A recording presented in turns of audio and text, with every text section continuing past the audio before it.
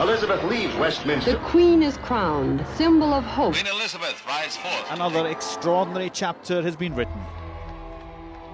Queen Elizabeth II, the longest reigning monarch in British history, has died at 96 years old. For many in Britain, Elizabeth II was the only living monarch they had ever known.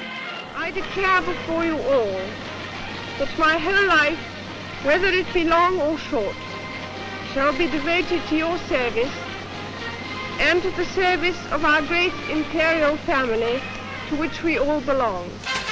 Pomp and pageantry are the order of the day as Queen Elizabeth rides.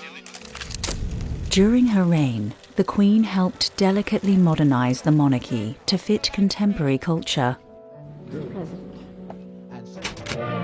Queen Elizabeth visited her North American realm. The Queen wore a long dress with a matching turban. Her Majesty Queen Elizabeth... Making more than 260 official overseas visits and more than 95 state visits to over 115 countries, she was described as the most travelled head of state in the world by The Telegraph in 2012. At Buckingham Palace, she hosted leaders from President Kennedy to Pope John Paul II to Nelson Mandela. The Queen rose to make a speech live to the Commonwealth. When I was 21, I pledged my life to the service of our people, and I asked for God's help to make good that vow. And God bless all of you.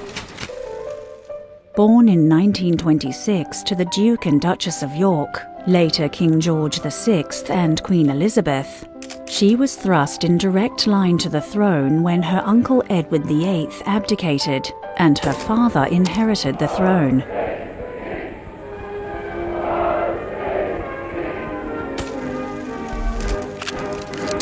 When her father died in 1952, the Queen ascended to the throne at the age of 25. He places it upon the Queen's head and removes his hands. The assemblage in one voice cries, "God save the Queen." Queen Elizabeth, symbol of hope for the dawn of a new Elizabethan era. Long live the Queen.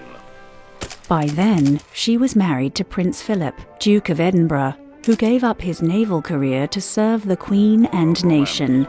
A former Greek prince, Philip gave up his Greek citizenship to become a British subject. He has quite simply been my strength and stay all these years. Together, the couple had 4 children and remained together until Philip's death in 2021. A patron of more than 600 organisations and charities, she enjoyed her leisure time surrounded by her beloved corgis and dorgies, giving shooting parties and breeding horses. The corgi has a long association with the Queen. Since the age of 7, she's owned over 30, but now has just 2. And where did you come? I know what you want.